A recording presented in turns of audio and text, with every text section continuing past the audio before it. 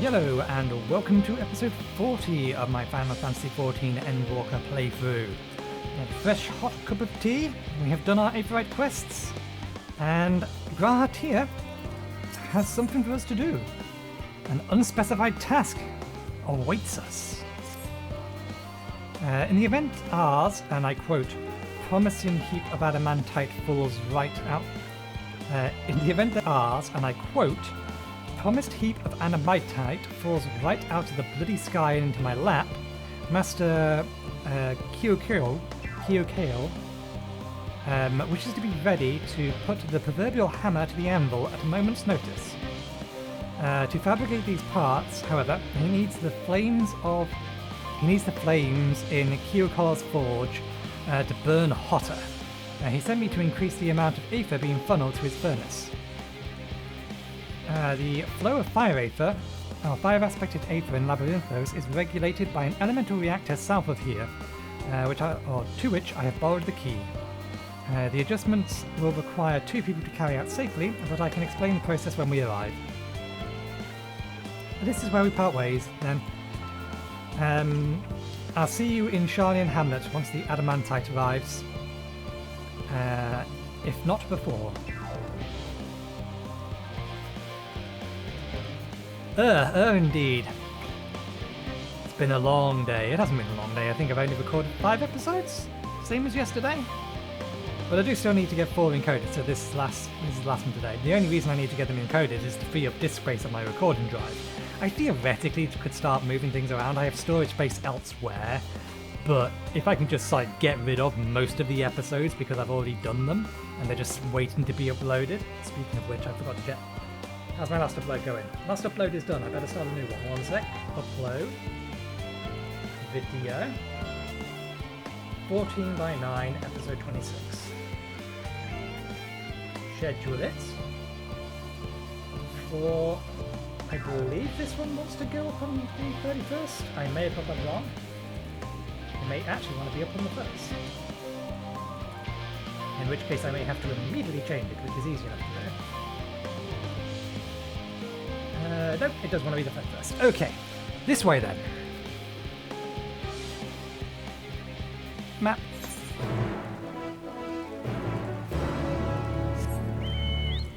So yeah, all aether currents done. Just waiting for the quest one.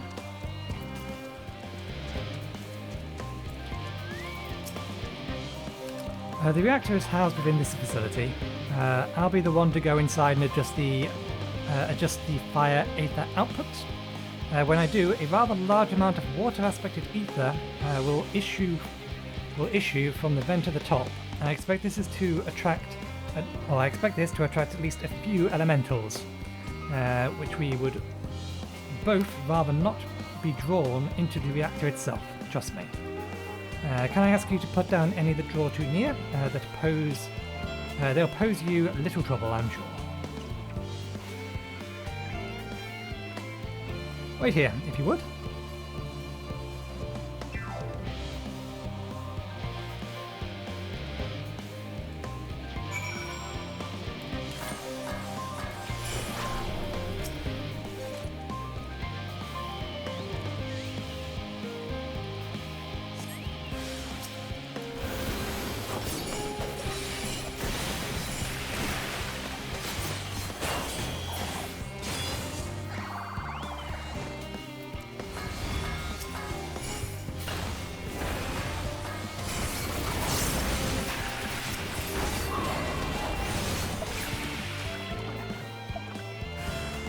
Oh, get more.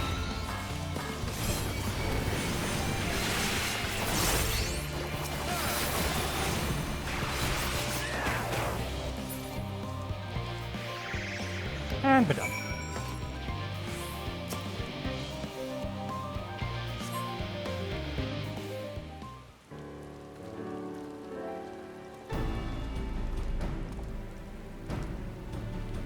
Did everything go smoothly out here?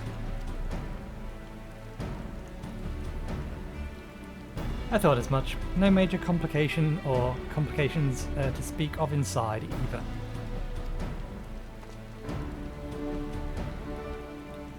And the water ether appears to be venting properly. I expect Kokkol will have seen a difference in his forge's flames by the time I return.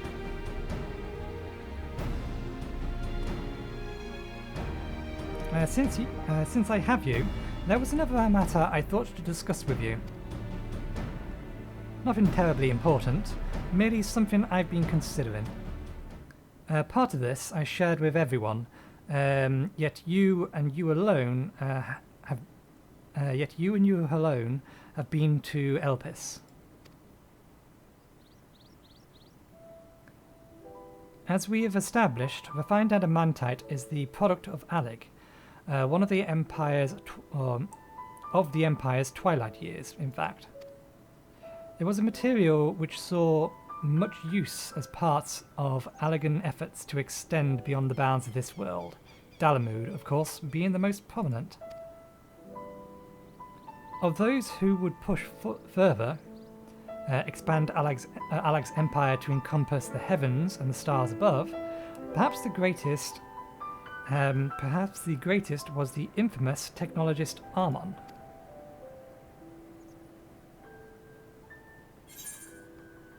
Armon wanted to travel to the Sea of Stars? Did he remember his life as Hermes?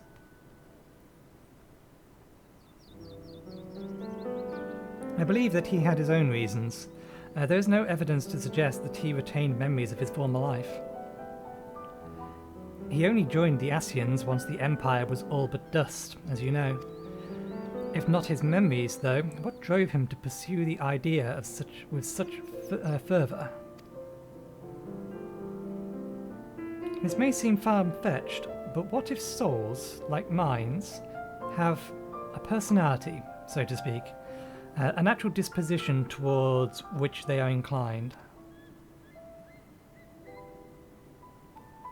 We know with relative certainty that it was a gross descendant, an inexorable. Let me try this again. We know with relative certainty it was the gross decadence and incorrigible. I think that's wrong. Decline of Alec that moved Armon to resurrect Emperor Zande. The Emperor's people spoke lightly of death and destruction, experimenting on those they deemed beneath them to fill their emptiness, or to fill the emptiness in their hearts. This facilitating Zande's return, Armon provided those languished souls with a means to free themselves from the myriad of their own indolence. Or would have, had not Zande been convinced by his own death that life itself was meaningless. Armon's desire for his countrymen to conquer the heavens could only be a means to the same end, to instill the people with new purpose. Like Hermes before him, Armon was appalled with how those around him lived, but he could never bring himself to believe that those lives were devoid of meaning. And both of them sought that meaning, that hope in the distant stars. Such is my theory, anyway. Ultimately, it is the consequence of their actions which matter. Their motives are of no moment. And yet, to reach those stars on wings of adamantite, to travel to the end of creation and beyond, the promise of hope everlasting, that much I do understand. But enough musing for now. Why don't we see how Kokkol is getting on? Ki? Where's the A? Kokkol. Or Kokkol? Hopefully it'll be pronounced again soon. Oh, we apparently have not been to the Logisticon Gamma. Wait a moment. Still need to go down there. Or fly over it, at least. I imagine the latter is the correct option.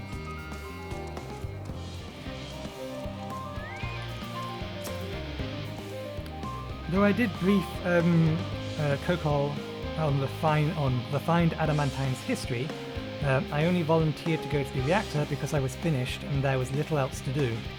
Hopefully that dispels any misapprehensions that I was kicked out for prattling on. Phew, I can feel those flames ablazing from here. Glad you found someone capable, Graha. But there's not much left for you lot to do. Unless you can conjure up that refined adamantite any faster. And you ask and you shall receive. Called it.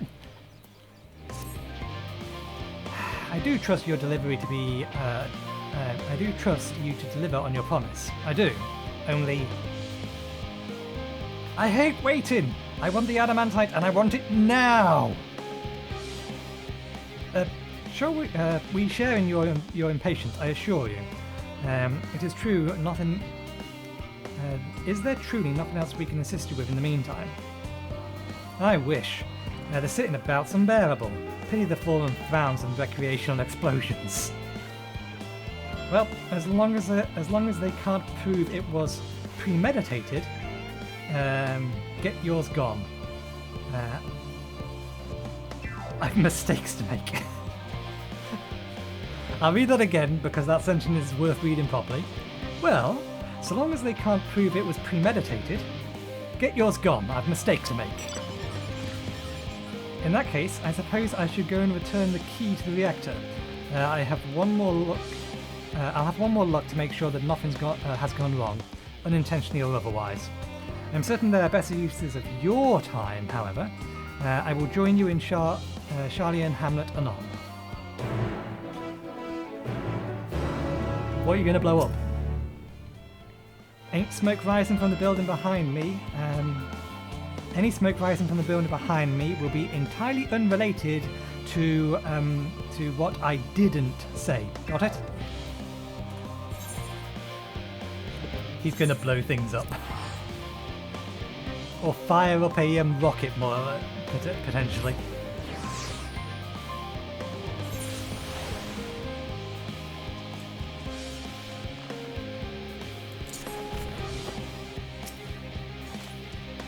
If you wait here, your companions are bound to turn up sooner or later. Await your companions. I drink my tea while we wait.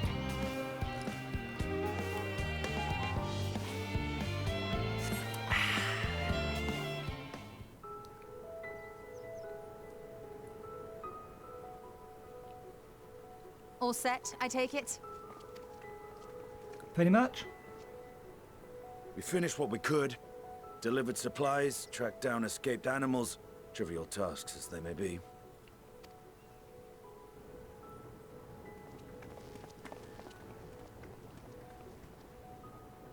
That's enough, don't you think? If there was anything more important still undone, that would be a problem in itself. The vessel is essentially ready for departure. All that remains is to load the final batch of supplies and see everyone on board. Once we've readied the ether burner, that is. Ah, had a feeling we might find you all here. Our consultations with the Labyrinthos, too, have run their course. Pleased I am to say that our researchers' concerns have for the most part been allayed, though some insist on making adjustments to the very end. For their part, Livingway and her peers have graciously offered to stay and keep the people company, lest any lingering queries go unanswered. All that remains is to wait for the refined adamantite. Alphino, are you there? It's me, Cryo. Your special delivery has arrived. Round up everyone and come to the harbor at once. Speak of the devil. Let us go at once.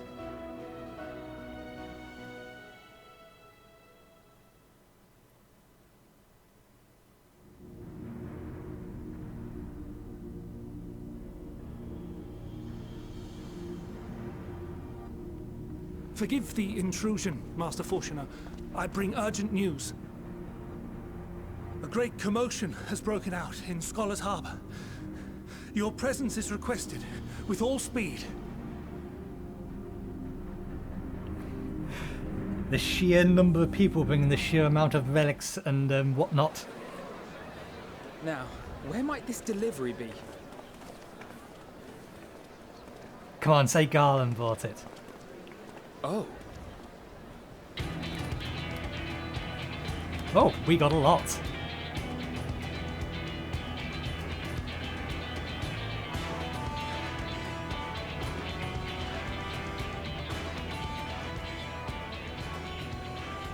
I'm sure it's very important, but we cannot accept these without the proper permits.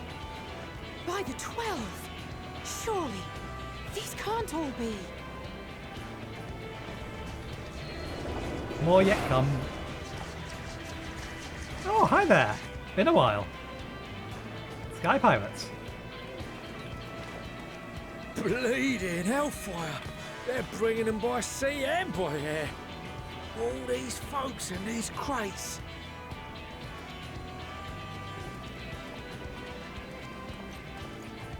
And more on the way. Got your adamantite right here. A bigger haul than any of these sorry bastards brought, and that's no lie. Yes, because you were charged with seeing the shipments from Gridania and Uldar here, along with your own. Give credit where credit is due. Sounds like the sorry whinging of a sore loser. An hypocrite to boot. Ain't no way a scrawny whelp like you took a dozen steps inside a Adamant shard. I'll have you know I went all the way to the entrance. Furthermore, 'twas my contacts that enabled us to enlist the cooperation of the Sky Pirates. Left you outside so you wouldn't get anyone killed, did they? Well then, credit where credit's due, you did a right fine job sitting on your ass. He has his number. Take that back. Make me. I will not stoop to your level.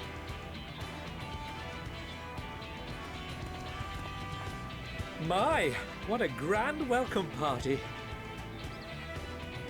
Hancock and Soroban. We come bearing relics both sacred and Allegan, as well as a few other gifts that may be of help, to be presented with best wishes from the Eastern Alliance. Our friends in Bosnia, for instance, have sent along a few artifacts for the brave allies of the Resistance. That's you. And we brought a number of items from Eureka as well, courtesy of one Ejika Sunjika. He says a little advance warning would have been appreciated, by the by. I myself have come with a sacred relic of race and temple. 'Twas passing fortunate that Senri's dango craving brought us to Kugane. We arrived precisely as Hancock was making his arrangements.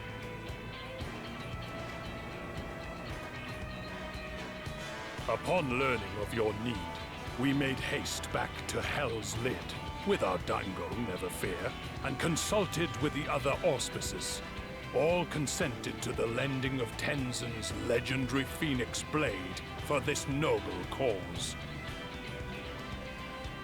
Suzaku and Seiryu were nevertheless worried that it might be lost in transit, however, and insisted upon accompanying me to Onokoro, where I had intended to entrust it to our Confederate allies. I thought instead to give it over to Hancock when we chanced to cross paths yet again. But alas, Seiryu remained ill at ease, and ordered me see the blade into your hands personally, or die trying. We did, of course, need quite the impressive vessel to get it all here in time. Oh, that's why I recognize it. That's the theatre company ship. Fortunately, our Majestic associates have been more than helpful. 'tis an honor to join the Warrior of Light on another adventure, they tell me.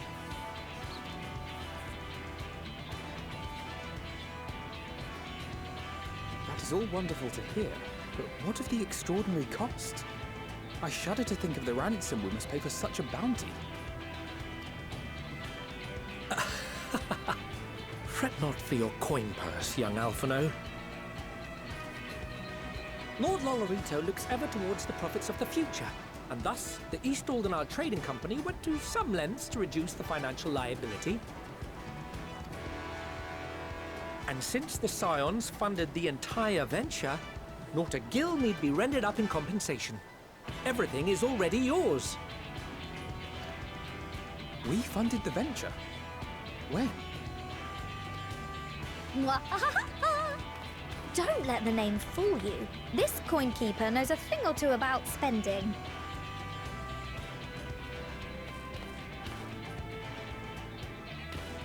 When it comes to capital investiture, a sprinkling of gil here and there will not do.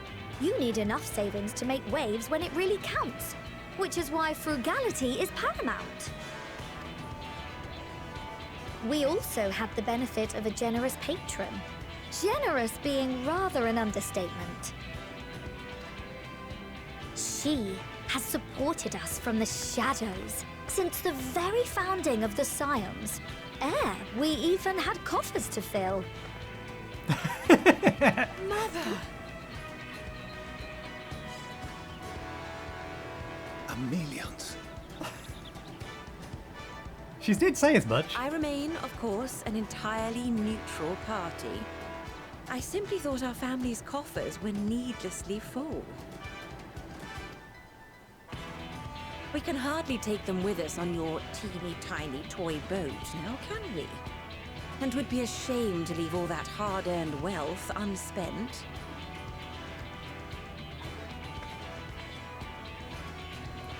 Waste not.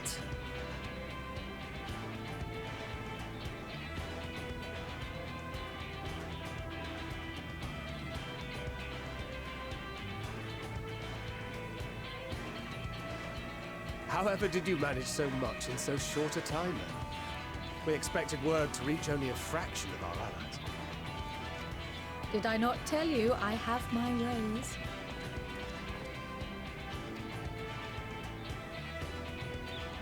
Erenville, you were involved too. All of the Gleaners were. I received a letter from Kokkol after we parted ways in Labyrinthos. At a bet. She explained what the Scions were trying to accomplish, and why you might soon require the services of the Gleaners, spread across the world as we are. I pray you do not interpret this as a betrayal of Charlotte. I accept that the Forum's aim in pushing us to our limits was to preserve what knowledge we have, and I bear you no ill will for it. Yet, in collecting that knowledge, what I came to appreciate most about our star is that there remains so much we do not know. That is why I chose to help the Scions, to combat the obliteration of those countless, undiscovered wonders. I held no illusions that they would be less demanding taskmasters. Though, rest assured, if I had, I would have been sorely disappointed.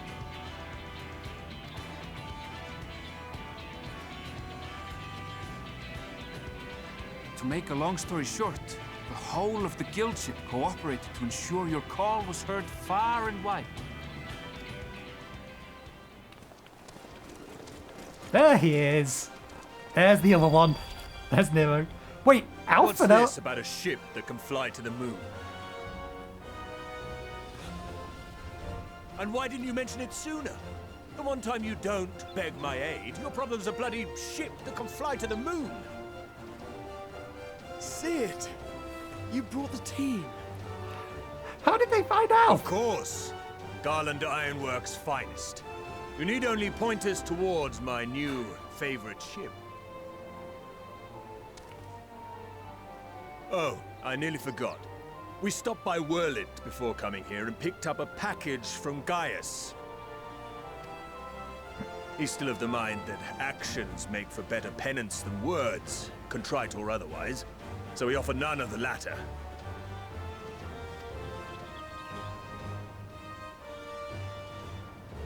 What he sent is an Allegan relic Valens used in his weapons experiments. There's a fair bit of refined adamantite in it, too.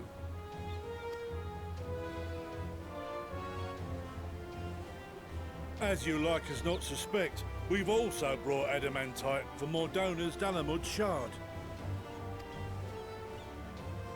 I admit to some consternation upon first receiving Kryl's message. So few scions remain at the Rising Stones now. Far too few for such an expedition. However, the Gleaners were able to secure us reinforcements. Idleshire's treasure hunters, not least among them. I know. How the Gobbyflock fought.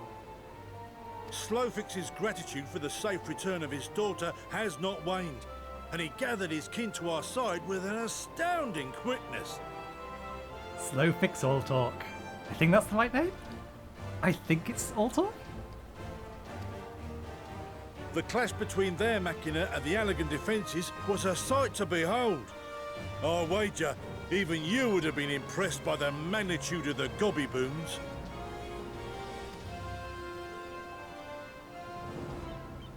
Fascinating as all this is, I fail to see how it explains your presence here. Does Razat Han not have more pressing concerns?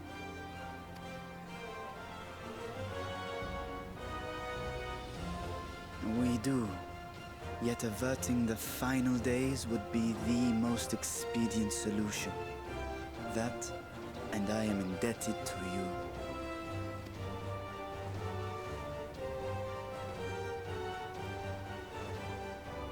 Though they chose to take their leave of Thavnair, those you saved in Galimund remain my people. My gratitude is beyond words. 'Tis appropriate that I aid you in kind. If in the doing we bring salvation to others of this star, so much the better. You will recall that I spoke of my father, Midgard Summer, and his journey across the great expanse. As he traveled betwixt the stars, his resplendent scales drank of the ether in those nigh empty surrounds, and imparted to him the strength to persevere. Thinking they might further your cause, I called out to my kin for consent. Ashdaya's answer was silence, as ever. That's the one dragon that we don't know the location of. Tiamat and Chrisvelgre, however, responded favorably to the suggestion.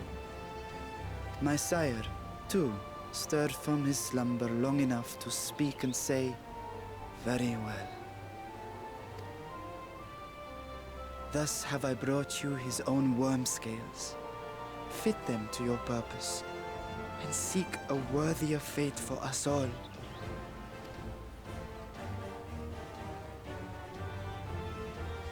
You'd be hard-pressed to find someone else so familiar with the unique properties of dragon scales. So I invited myself along.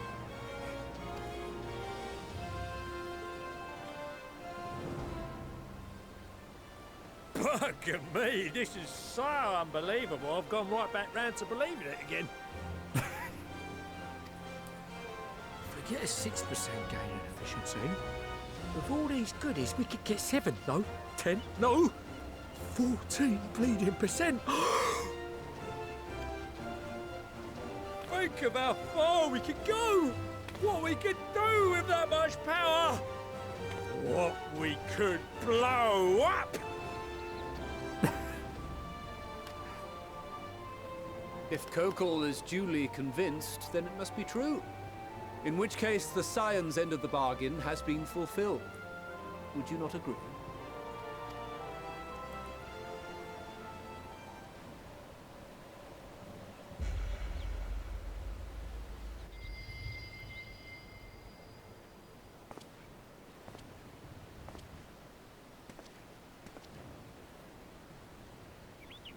Yes, Father?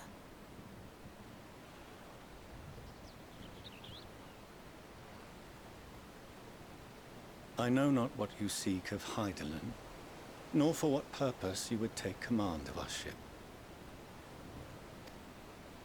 Yet this much is certain. To do so will be to dictate the fate of this star and the lives upon it. The lives of each and every creature, in their magnitude and their fragility. Do you understand? And are you prepared? Are you willing to take or accept such a burden? Do you actually understand its true weight? We have seen and we have felt how much each life shapes this world. And so we are determined to abandon none. We understand what is at stake, and we are prepared to bear this burden.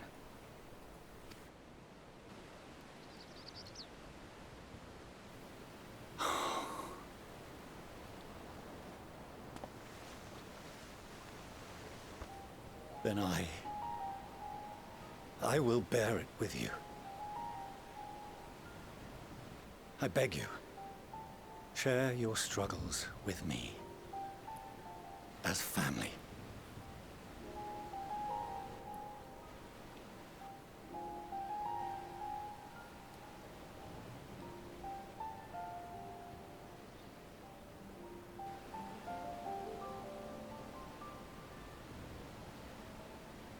You grasped my fingers with such tiny hands the day you were born. I thought my heart might burst. It was love and happiness beyond expression. Overwhelming. And a conviction so powerful that I trembled with something close to rage. I had heard the final days foretold. I swore to myself then and there that I would not let them steal your futures.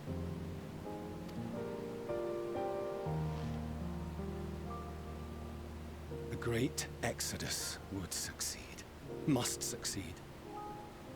No sacrifice or sin was worse than the alternative. If anything gave me pause, 'twas mine own father. The Archon Louisois openly decried Charlian's policies, a perspective which I regarded with increasing disdain as I grew older. Yet even as part of me thought him a fool, perhaps I also hoped that he, of all people, would devise a brilliant means to save my children. A naive hope, but stubborn enough that I could never bring myself to keep you apart.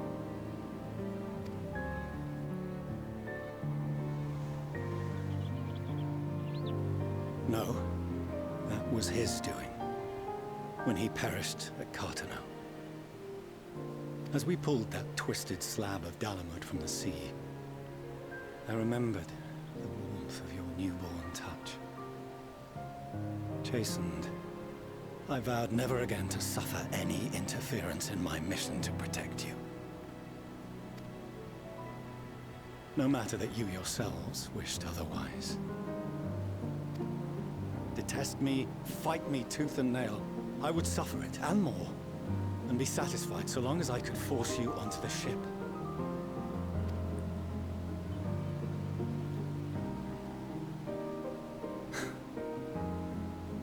I was wrong. You two have grown so much stronger and so much wiser than I dared dream. You have earned the right to walk your own path, and already begun to do so. Good. Because there are things we care about, and people we love, and none of them is replaceable. Not a one. It cannot have been an easy journey for you to have come so far. We shall be glad to acquaint you with the finer details someday, once this danger has passed. All that we have seen and heard, that we have felt and learned in our travels. Ours is not a kind world, but it is beautiful. Always. Oh no. Are you quite sure that's wise? After all, someone turns pale and flees the room when he sees so much as an envelope containing word of your adventures.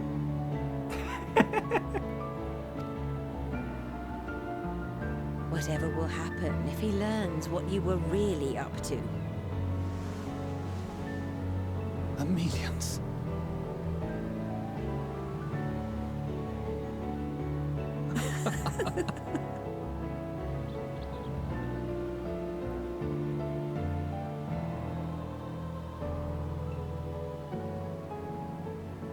Though I have wronged my children most gravely, I owe you an apology as well.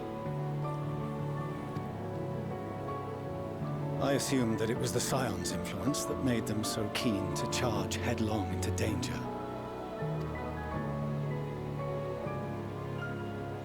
Yours, in particular. I see now that said influence instead brought them together with the many fine people gathered here today. In which case, I hope you continue to guide them.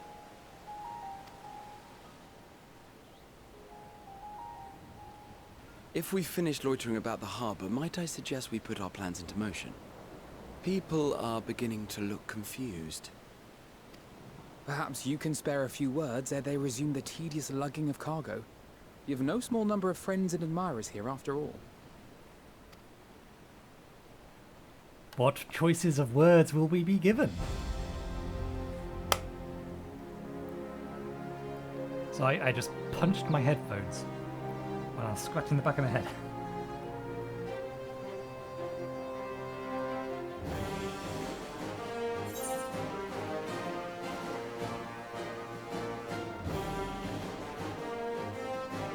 All perfectly good and viable choices. Which is more me?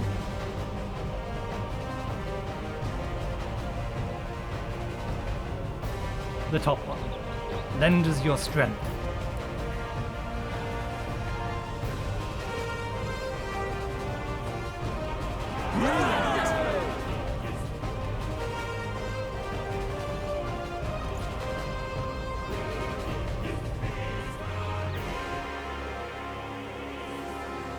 Your assistance is appreciated. Now, in an orderly fashion, if you please.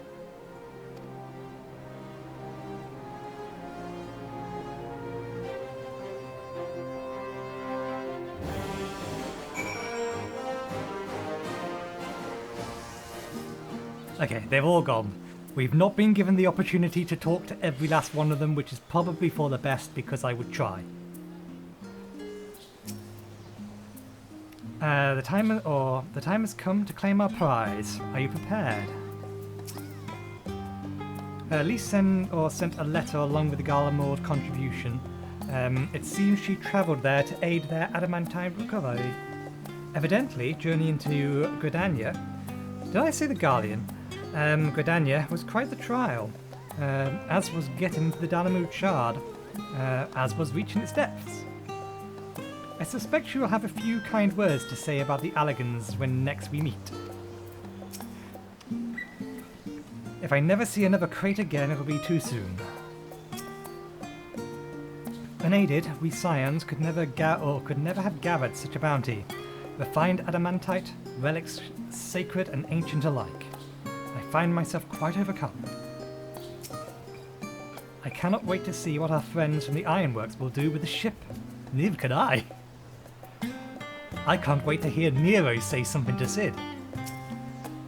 I had no idea how massive a weight it was until he lifted it off my shoulders. But more importantly, his words were an affirmation that the path we walk is the right one. A part of me might have been satisfied so long as my family and friends survived the final days. But to save this star is what we all want most. And if these same people believe that I can see it done, then who am I to say otherwise? Come what may, I will fight for this world, and ours to the end. This world of ours to the end. Cough. My throat hurts from directing so many people to Labyrinthos, but that only proves we've got our money's worth. I apologise for not informing you earlier of Erenveld's involvement. He was something of a contingency plan. Thank goodness we had him and his fellow gleaners to hand, though. It would have been monstrously difficult to locate Sid and transport the Harnish delegation here otherwise. We finally managed to clear the harbour, which means the rest is in the engineers' capable hands. Meanwhile, Father has issued us an invitation. As was agreed, he will reveal the means by which Hydaelyn may be contacted. We are to meet him at the Ep40 when we are ready. Given the vital knowledge she holds, I suggest we leave without delay. It transpires, however, that the Forum's method for speaking with her is not without risk. I'm curious to hear what those means entail, but regardless, be warned. Most of those who arrived with the Adamantite have offered to stay and see to any remaining tasks that need doing. The Forum has already asked for my assistance in overseeing the process, so you needn't worry about a thing. Thank you, Tataru. Off to the Ep40 then.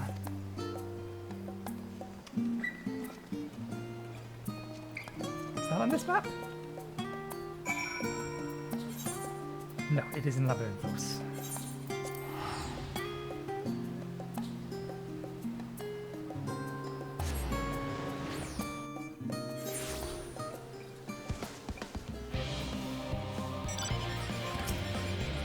Nathan, I've already shown the others inside.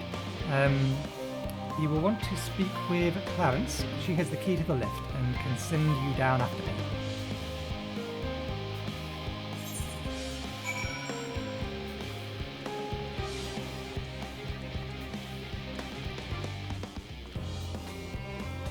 This is the thing they were looking at earlier, so what's underneath here? You're with Master Fortuno? Yes? Just step inside the lift here.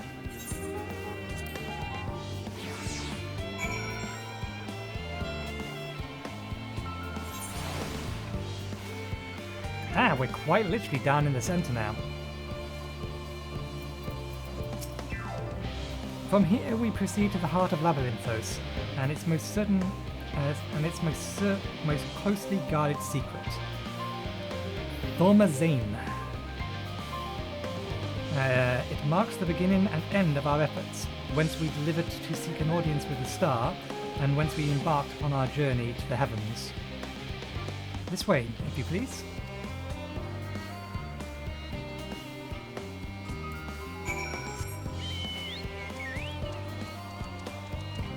So what is hidden underneath this structure?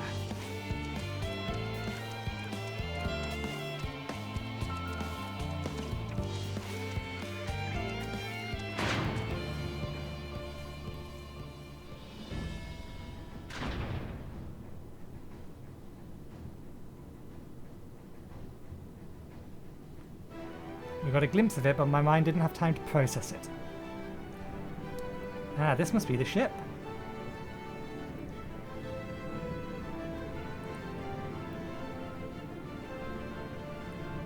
It does look very Charlian.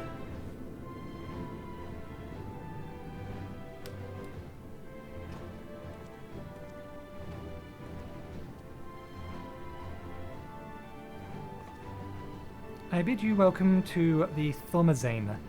Direct your attention towards its centre and behold the arc over which we have long laboured.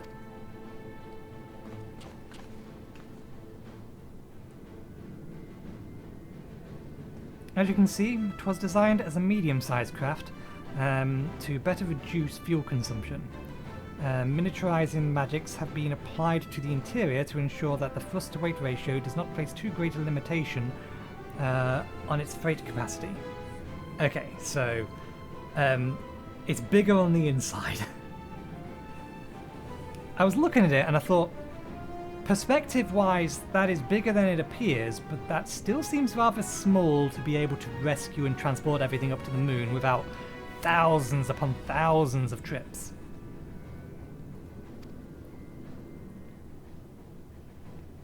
The ether burner, as you know, has been removed for further modifications, but we shall reattach it soon enough.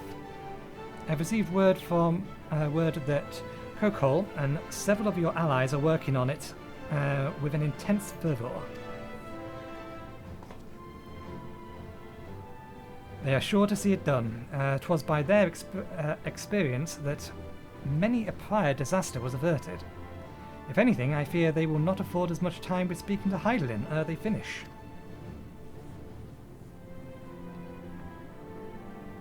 Point taken. Let's move on. I must warn you again, however, that it is not, or that even with the benefit of our device, to treat with her is not a simple feat.